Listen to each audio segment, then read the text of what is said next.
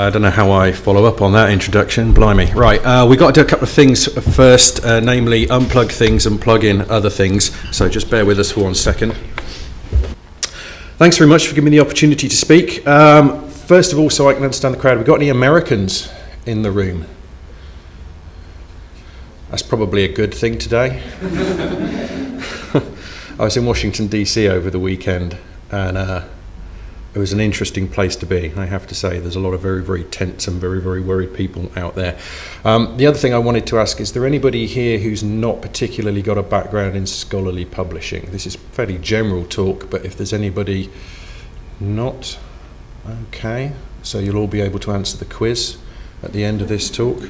All right, well, thank you for inviting me. It's my third time up here, actually. It feels a bit different. I'm not quite sure how this talk is going to go. I started it with one set of thoughts in mind and ended up going in a direction I didn't actually expect to go, but it seemed important to say what I've got to say, so for better or worse, here we go. I've previously talked about what disruption is and what disruption isn't, and where the pitfalls can lie in pursuing that particular line of thinking, especially in our world. Last year I talked about what I thought mobile was all about at its core, what the major technical capabilities are of the modern world, and what we perhaps as an industry should be doing with them. And this time, as has been said in the introduction, with the third act as it were, I want to take a look at 2016 as a lens through which to view the far more distant future of 15 years hence. That's half a generation. That's the sort of timescale upon which change actually really does occur. We tend to underestimate the far future and what it may bring, and we tend to massively overestimate the near future and what it can bring to us. But the signs of what was, what is to come, are there, and they sometimes show up in surprising places. Now, if I can just do this, and we're going to, oh, no, let's try that again. Okay, I'm just gonna, yeah, so it plays very nicely, it just plays on my screen here and it won't move. So, if I'm getting close to the play button, we there? Yeah. All right, fingers crossed, you might even be able to hear this. There we go.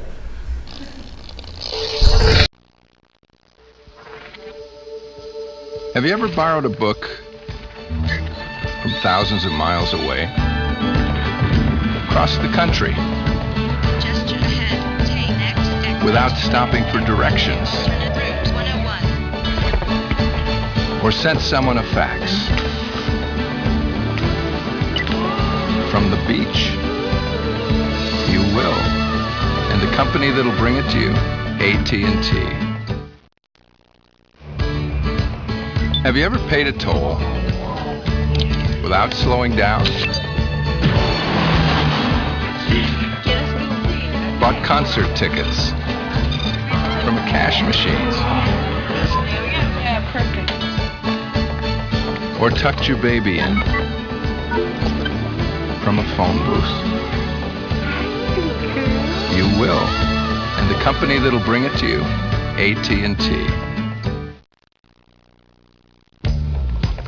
Have you ever opened doors? I'm home. With the sound of your voice? Our card, please. Carried your medical history in your wallet? Your wife's gonna be just fine. So this is where we stand on the atrium. Or attended a meeting? I really like what you guys have been doing, but in your bare feet? I may have a few other ideas. You will. And the company that'll bring it to you, AT&T. Have you ever watched the movie you wanted to? Science fiction. The minute you wanted to? Learned special things? That's all taken from jazz. Now any questions? From faraway places? Oakland? So where did jazz come from? Good question. Or tucked your baby in from a phone booth? You will. And the company that'll bring it to you, AT&T. There we go. Right, hang on, let me just drag this all the way back. Right, that'll learn me to try and do an audio visual. There we go. Right, drag that back out of the way. Can you see that? Right, good. So it's showing up good, right? It's striking, isn't it? The number of things that AT&T got right in 1993. The one thing, of course, they got wrong was who would be bringing that stuff to us. So let's go back. It's 2001. This is just over 15 years ago. It's the start of the 21st century. I owned all of these things. I owned that Nokia. That was the largest selling mobile phone in the world, actually, for quite a few years. I owned an iPod. In fact, I still do own an iPod because I'm retro, and that's how I roll. I had one of those compact iPacs. Anybody else have one of those? Or maybe a Palm? Yeah, got some nods there. And I also had that Nikon Coolpix camera, for which I paid a king's ransom to own. It's interesting when you think back about 2001. It's a dial-up internet access world. Okay, global internet bandwidth, and I'll be updating that number as I go through the slide deck. 2001, 197 petabytes per month of IOPS. Amazon is the subject of repeated next to go bust articles, if anybody remembers that. And the reason is because they don't make a profit, see, which is quite quaint, because here we are in 2016 and they still don't make a profit, but they are building rockets that can land autonomously and lift off. The dot-com crash is playing out in spectacular style. And AOL and Time Warner, do you remember that merger? Is already starting to fail, and it's only a few months old. And of course, later on in the year, we have 9/11. And that brings us the NSA and the Patriot Act. Laws hastily written by people who had no idea of what the implications of their words would be 15 years and more down the line. Move forward. 2004, hands up, who doesn't remember Web 2.0? Remember going to all those, lots of consultants rolling into town with, hi, I'm going to Web 0.2, your solutions up that, couple of things actually, bit of historical correction. So the terms associated with Tim O'Reilly and John Battelle and the first Web 2.0 conference they did late in 2004 in Silicon Valley. And in fact, John and Tim went on to write a very superb paper on Web 2.0. Who read that? Does anybody remember that paper? It's worthwhile going back even now. It's still online. It's worthwhile going back even now and reading that. It's quite a detailed assessment of where they thought things were going to go. I'm going to walk through a little bit of it in a minute. But in fact, the truth of the matter is the term Web 2.0 was first coined in January 1999 by a person called Darcy Danucci, an information architecture consultant, and she wrote an article called The Fragmented Future. And here's a couple of quotes. The web we know now, which loads into a browser window, is essentially static screenfalls. It's only an embryo of the web to come. The first glimmerings of Web 2.0 are beginning to appear, and we're just starting to see how that embryo might develop. The web will be understood not as screenfalls of text and graphics, but as a transport mechanism, the ether through which interactivity happens. It will appear on your computer screen, on your TV set, on your car dashboard, your cell phone, handheld game machines, and maybe even your microwave oven. Spot on. Here's the Web 2.0 meme map. Remember this one? Yeah, got to pull off a few things out. Remember the long tail? We're all going to make our money in the long tail. Hands up, who's making their money in the long tail? Yep, that's what I thought. The web as platform. Software above the level of a single device, which is one of those things that sounds really cool and probably is really cool if only we understood what it actually meant. Especially in this room here, we don't do any of that stuff, I don't think, really. Data is the intel inside. Perpetual beta. Who amongst us has not done a perpetual beta? We'll call them products. Let's move swiftly on. The rich user experience. Folksonomies, how folksonomies are going to replace all those taxonomies we spend all our time and effort putting together. I'm looking at some colleagues over there on the right hand side who might have a few things to say about that. And my favourite one of them all, you control your own data. Who'd have believed that in the latter half of 2005 that Facebook, that's the first Facebook, not the Facebook, which they had to take down because they got sued, that Facebook and Mark Zuckerberg will go on to dominate the world in the way they do. This is the exemplar of the guy who got lucky, all right? He wasn't the first. This was most definitely not an original idea. He got sued, actually. But before him was MySpace. Remember MySpace? Made money. How quaint. Bebo and Friends Reunited.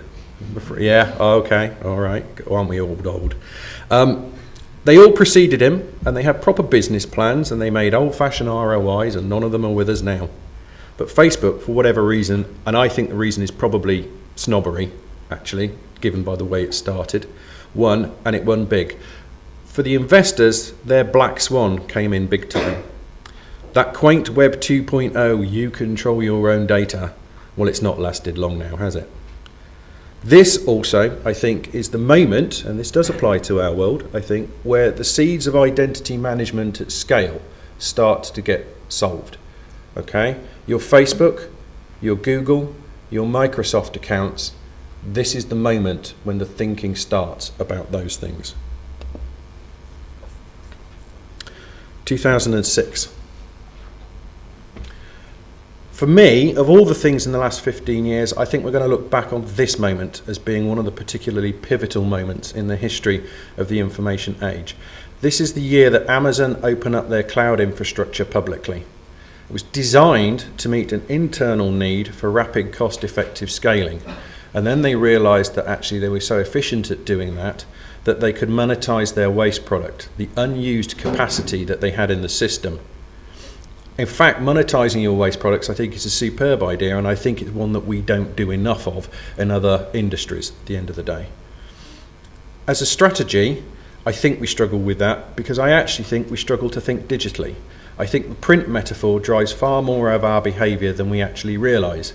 I was at a workshop in Washington, DC over the weekend, and it was all about replication and reproducibility in the scholarly world. And there were some fantastic thinkers there, right at the cutting edge, at the bleeding edge of what can be done in these areas. And even they kept coming back to the print metaphor of the published article, until at one point, about halfway through the workshop, we actually sort of collectively arrived at the point when, hang on, we might need to think about some of these things completely differently. The current narrative, 2007, is that this is the moment we look back on, the first iPhone.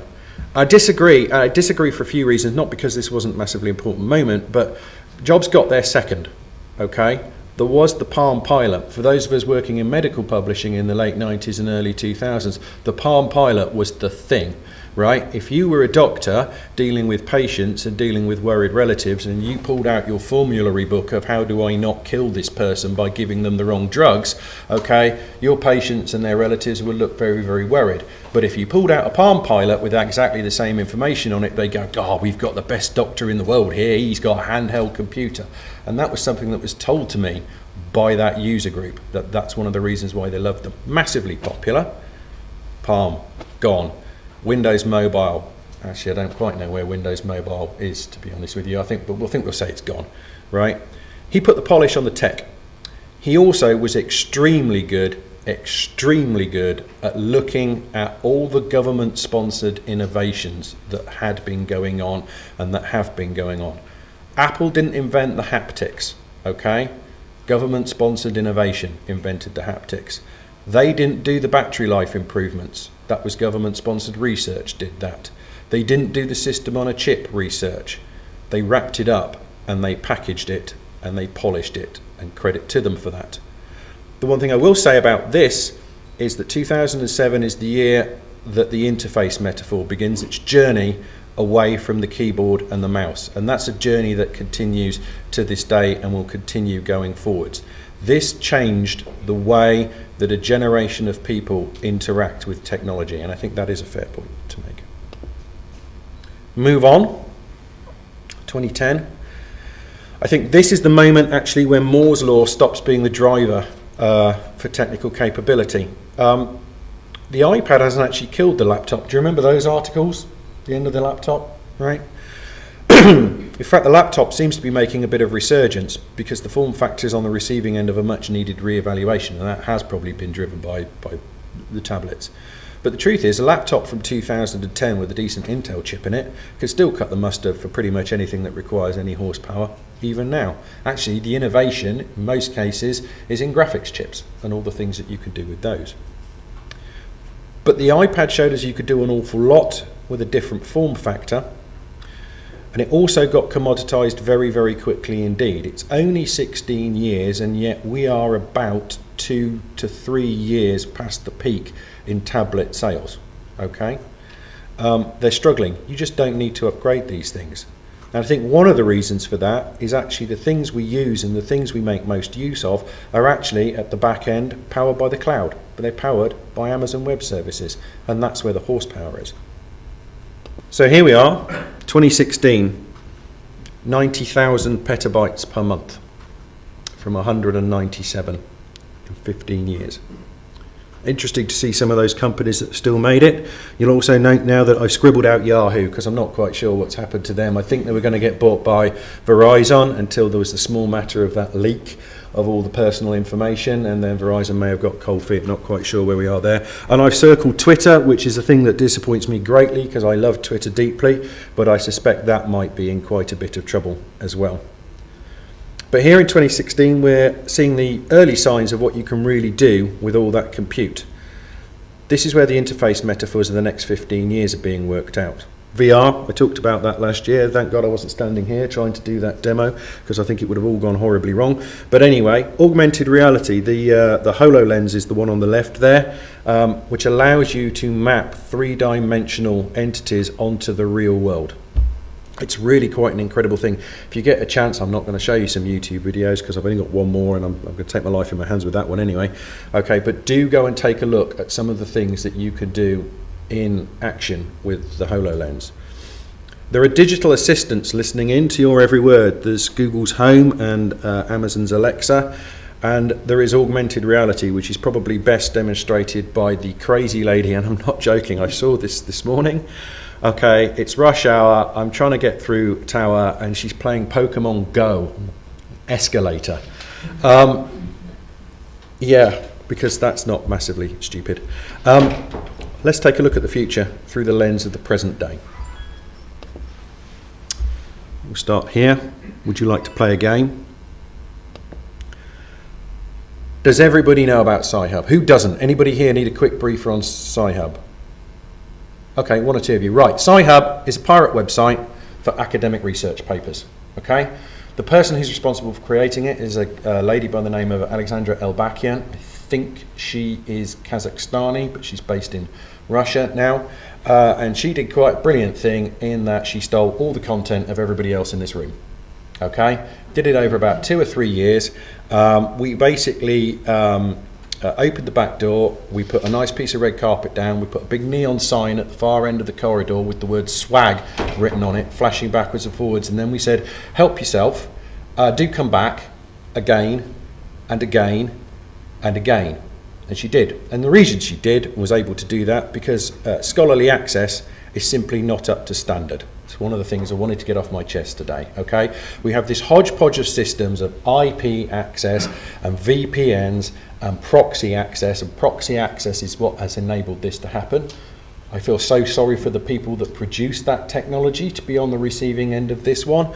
But essentially, how they've done this is that some people have put together some lovely phishing emails and they've aimed them at academics, and they've said the things that you do with phishing emails, which is, oh, looks like your account's in a bit of trouble, can you give us your username and password so we'll check it out? And all those academics have then provided those proxy credentials for all the major universities in the world, and I do mean all the major universities in the world, and of course then they've gone and fished for the content. They get it once, so they don't come back. They go and store a copy of the content that they leveraged in another pirate repository called LibGen. If any of you, and do say this whenever you get into a conversation about this, when people talk about Sci-Hub and how, you know, Robin Hood of science and all the rest of that things, do remind people that actually all the data resides in a general pirate repository where books written by authors trying to make a living have also been stolen. Okay? But it's our fault. At the end of the day, we're responsible for this one because we've done nothing to stop this from happening. At the end of the day, if we'd adopted, or the institutions had adopted, or the librarians had adopted two-factor authentication, this would not be possible. And you've got to ask the question, Why might people want to go from Russia, want to go to all the trouble of fishing for academic access credentials? They really care that much about academic research? Well, turns out, and this was the jaw-dropping moment that I heard about earlier on this year, that actually those same academic access credentials could be used to get hold of payroll. They could be used to get hold of procurement. In fact, you can get into most of the back-end systems run at major institutions using your, I'm not going to say the name, using your proxy credentials. And that strikes me as absolutely insane. The next 15 years, we've got to fix this. Okay, we've got to, and collectively, librarians, publishers, and the academic institution at large, we've got to work on systems that are more robust, and we've got to leverage the identity mechanisms that will allow us to offer a far more sophisticated level of utility for our services, and it will be services. I don't think it's going to be content, whilst allowing for more secure control over the data that will power those services. This innocuous looking graphic is actually even more terrifying. So the web was designed in the Cold War, and it was designed essentially to enable information transmission to continue in the event of a nuclear attack. Information would route around any damage. This metaphor is carried on into the age of the commercial web. You'll often hear one of those things written in one of those lovely Wired articles, right? The web routes around damage.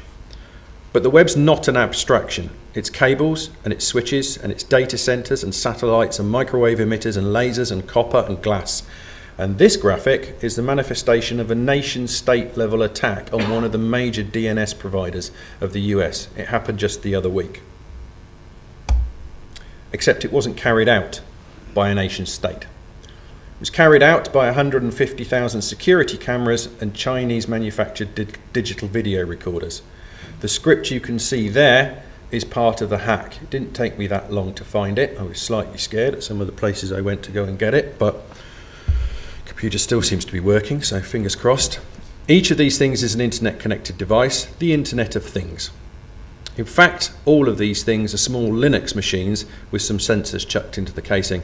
I've got a cheap 360 degree camera that I purchased one wine-fueled evening from a purveyor of Chinese technology and was shipped to me in a lovely bag all the way from Shenzhen or wherever these things are made. It's ridiculously cheap. I can telnet into it. The hack works because the manufacturers, if you want to write these down, we're available afterwards, they hard-coded the usernames and passwords into the system. You can't update these things with firmware, right? There's absolutely no way of doing anything about these. None of these passwords can, you know, the change your username and password. You can't with any of these manufacturers. I'm just looking around actually. Have we got any cameras? Yes, we've got one over there. Is it the same one? I've obscured the manufacturer just for the, well, just so I don't get sued. Denial of service attack on the US system happened a couple of weeks ago. It's a numbers game, right? If you can keep shoving more data at the target than they can shift, you win, okay? Actually, in France the other week, there was another denial of service attack, and that peaked at over 1 terabit per second of data. Nation-state weaponry in the hands of the script kiddies, doing it for the lols. And here's some scary numbers. There's a couple of scary numbers on here. I want to focus on this one. In 2020, so Lord knows where we will be in 2031, they're expecting to ship 5 billion of these things annually. And if this security problem does not get solved, we are all going to be in for a very, very bumpy ride indeed, because this stuff's going to challenge the fundamental structure of the internet and how we deal with it. Is anybody sitting here wondering whether anything's going to happen on Tuesday, November the 8th, as America goes to the polls? Yeah. There's another scary number there, actually not part of this talk, possibly something for another day. 43% of the workforce will be freelancers, which I believe is American for the gig economy, which I believe is American for those people will be very, very scared about getting regular employment, but that's something for another day. So let's cheer ourselves up. AI is going to reshape our world, I think. You might think that that's all very interesting and there's some funky things going out there, but it's nothing to do with our little backwater of the galaxy we call scholarly publishing. Well, we have an AI, and by we, I mean the IET. All right, we've been building it for about the last 20 months or so, and we are really very, very excited about what it can do for us. It's only the start. It certainly doesn't do some of the things that I'm about to show you yet, but it can be unnervingly good at what we've actually asked it to do. But I want to show you a few other examples. So this is Google's AI blowing away one of the world's greatest Go players, Lee Sedol. This move 37, went down in not only the history of AI research, but actually in the history of Go. It came up with a strategy that its human opponent simply could not understand. In fact, he got up, he left the room for 15 minutes, okay, visibly shaken, and then when he came back, he spent another period of time just staring at the board in dumb befuddlement. Okay, I don't understand the principles behind Go. I know it's a game of sort of capture the squares and all the rest of that stuff, but the people that were commentating on that game were also completely shocked and stunned. They knew that the AI had gone and done something completely unexpected. They didn't understand what it was going to do, but as it played out over the rest of the game, it ripped apart the way that this game was thought about tactically. It was a move of incredible subtlety, nuance, creativity, and strategic thinking. In fact, Lee Sedol has gone on to say that Google's AI taught him to be a better Go player, and it won the 5-game series 4-1. Right, I'm going to try and show you another piece of impressive AI. Robotics. At Google, a bunch of 20%ers decided to help trained robots to pick up objects. You can see it behind me. This is not new. You usually do it by writing control system code. You program the robots with rules. But this time, they decided to use deep learning techniques. So you create a continuous feedback cycle so that the robots can learn hand-eye coordination by themselves using deep learning. As you can see, they keep doing it and they keep learning it over and over again. And over time, they get better and they even learn natural and useful behaviors. So for example, the robot is nudging the stapler away to pick up that yellow object. We didn't write that rule. The robot learned it automatically using deep learning. So it's an amazing example of what machine learning can do. There's a moment in that little clip of video when the robot is trying to pick something up and it just casually flicks another piece of material out of the way in a manner that if you've got kids you'll have seen them do when they're playing with Lego or anything like that. It's something that is unnerving to watch happen at the end of the day in a world that was previously programmistically thought about. Okay, right, audience participation time. Yeah, you guys can see that. Anybody want to tell me what the block of videos, the block of 3 videos here on the left, what do they look like? Anybody want to give me something? Oh, it's somehow where you can see it at the back. Trains? Trains, okay. There's a sport being played in the second block along. Anybody want to give me a guess at what that might be? Baseball, okay, it's a good one. Yes. It's golf. Okay, what do you think the things third along are? Babies. Okay, and on the right, beach? Yeah. So that's what you get when an AI is taught to dream. Those have been created entirely synthetically by machines that have been given the concept of trains and golf and babies and beach scenes and been asked to imagine what those things might look like, and they've generated the video that has been captured. The paper, yeah, the paper that talks about this, it's one from MIT, and they have millions more of these examples, right? And AI shows up in some other places. I showed them earlier. So Google Home, which is the white thing at the bottom, and Amazon's Alexa, which is the one at the top. Quite popular, apparently. One of the people I was talking to over the weekend had got Alexa in his living room and was really quite impressed with it. Are you familiar with what these things are? Some of you, yeah. So these are surveillance tubes that sit in your living room, connected to either your Google account or your Amazon account, and they listen to absolutely everything that you do. Okay, and you can ask them to do things. So you can ask them to remind you to do something. Okay, and they will listen to that and record it and play a reminder back to you in a natural language manner. You can ask them to play music on your home entertainment system. You can ask them to set the lights a particular way if you've connected them up in that way. There's all sorts that you can do. They're connected to your personal Google or Amazon account, that identity thing I talked about a little bit earlier. Okay, and Google and Amazon are actually employing Disney voice folk and speech writers in order to be able to better do a more naturalistic human voice interface, to be able to respond to the things that humans do when they ask for information, but also to be able to play that stuff back in a manner that more reflects human sensibilities. You can see there the percentage of interactions that are non-utilitarian, which is geek speak for nice old ladies talking to the lovely machine in the corner of their room because it stops them feeling lonely, are things that are actually happening right now. We apparently are still excited about responsive design, but not everybody is.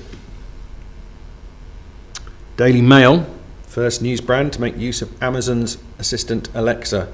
The bit I loved, this new Alexa skill will deliver even greater convenience to Mail Plus subscribers and allow them to get our world-class content in a totally new but fun and easy way.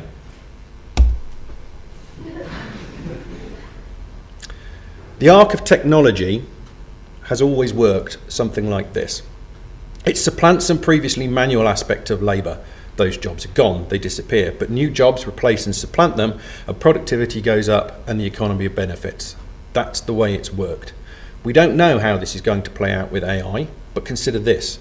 It's not labour we are replacing this time, it's thinking. And the consequences of that are rather far-reaching. How do you tax it? If people aren't going to be working, we're not going to be getting a personal tax income, economically speaking. If it resides in the cloud, and it does and it will, where will you tax it? If people aren't working, what happens then? These are massive societal and economic implications, and I actually think it's incumbent on all of us to be responsible for ensuring that this is thought through, not only for the benefit of our organisations and the ramifications as AI rips through our business over the next 15 years, but for society as a whole. Sidebar, that picture, if you can see, oh, you can't see, it's a bit washed out. Don't worry about it. How do we live safely in a post-factual universe? Oh, there you go. I took that on my mobile phone. Not this one. That one's not as good. This one. £230 of Chinese manufactured mid-scale technology. Took a bit of work to pull out a long-term exposure of the Milky Way, but it shows you how far things have come. So, anybody visited that hashtag? If you do, be very, very careful, okay? It stands for Make America Great Again, and I kid you not, is an extremely scary and terrifying place to go, okay? It is genuinely some horrible, horrible stuff shows up there, and the reason I put it up is because the gentleman with the finger is the person that's responsible for unleashing it. In no scarcity restrictions, we should have access to a diversity of viewpoints. That was the principle about the internet. You remember that from the early 2000s, right? Scarcity, it's a completely bad thing. There's going to be all this information. You're going to be able to get access to anything you need. You will get greater and better understanding of what it is. There will be better forms of social discourse. The reality is massively different. I think our networks are proxies for real world relationships, but we're missing all of the body language that keeps those relationships in check when you're talking to people. And I think 2016 is something where we're seeing the outcome of that. It's been coming for a while, actually. But worse, it's also modified by the unknown and essentially unknowable machinations of algorithms that showcase that information to us. And they're doing that in order to drive advertising and marketing KPIs. I get cross when Twitter does another tweak to try and show me stuff that I'm not interested in. Those of you on Facebook, I think, will be familiar with the where the hell has it gone in the news feed this time. I can't find it, it's just disappeared. The social network isn't what we think it is. And you add in a huge number of robots, artificial agents designed to push a particular message, and the infrastream is not only easily polluted, but it's completely lacking in transparency. It's the antithesis of what the web was supposed to achieve. Just in case I'm picking on America, here's our version. This is something else. Matters greatly, I think. I'm talking about what the world will be like in 15 years from now. And if this kind of thing carries on and is more than just a blip from a bad year of 2016, then I think we're in a lot of trouble. We're in the business of transacting facts. We're the reality brokers. We enable experts to do their thinking and advance the arc of human knowledge. And this guy or his buddies, and it's not a political party point, it's a bigger point than that, they control the purse strings. It wasn't always like this. In 2004, Francis Wheen wrote a brilliant book called How Mumbo Jumbo Conquered the World. I don't know if anybody read that. Yeah, brilliant book, fantastic. It seems almost quaint now. In 1992, Dan Quayle had his reputation as a politician ruined when he corrected a school child on how to spell potato and got it wrong. He was possibly massively sleep deprived after weeks on the road campaigning, but it didn't matter. He was toast and he was gone. Compare and contrast with 2016.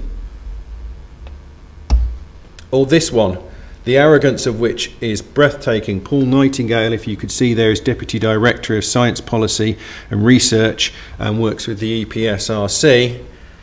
Douglas Carswell MP. Can you all read that actually? Can you see it okay? Yeah. This is consequence free in 2016. It gets worse. Sarah Hagman is a professor, an economics professor at the London School of Economics, and she has previously been used heavily by governments, both Conservative and Coalition and indeed Labour, for advice on economic policy, and has now been told no. And the reason being is that because she's not a UK citizen.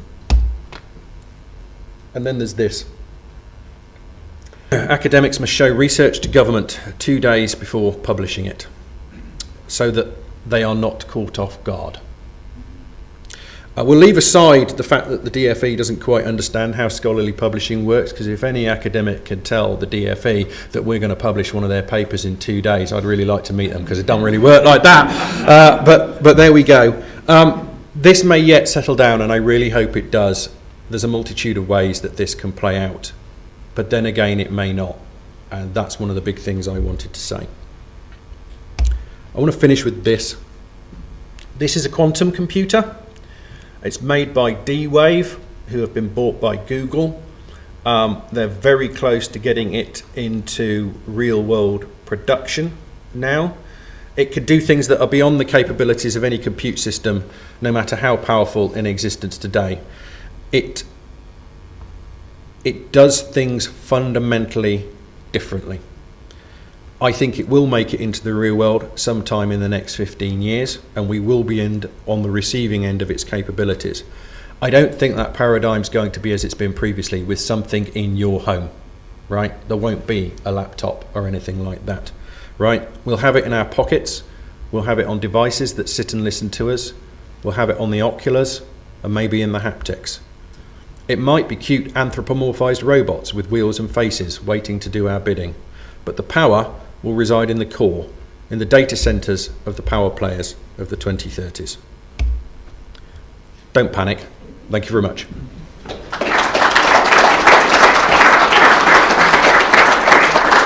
Do we have time for questions, or have I run over massively?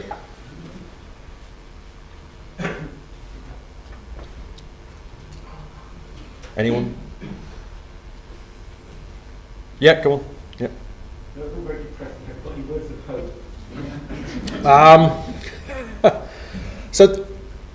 So as last year I'd have said, look, what I talked about doesn't have to be this way, right? But I thought it was important because actually we I suspect all belong in a particular group and a segment of society that fundamentally is connected in to the way information works and how to use it and how to take advantage of it and all the rest of it. And I would say we've probably all been completely blindsided by the events of this year. And I think that's a point to think about here. I also think that, you know, publishers like to argue with each other about all kinds of things, and we like to focus on all kinds of weird stuff. I think there's some bigger stuff at play here, and I think it would be good for us all to be sitting there thinking, going, how can I counter that narrative? Because the narrative of experts, we've had enough of experts, is fundamentally inimical to all of our businesses, but I actually think it's inimical to society. And I think it's important to stand up and do something about that at the end of the day. What that is, I don't know. But if we don't, we are going to be in a bad place. But at the same time, there could be a really quite amazing place at the end of the day. I mean, the good side of it is, if you look at all the health indicators, technology and information has driven all of those things in completely the right direction over the last 15 years. And I think that's an amazing thing, and I hope that continues at the end of the day. That quantum computer could solve a huge slew of massively important problems for humanity at the end of the day, or it could be abused in equally powerful measure. All right, thank you.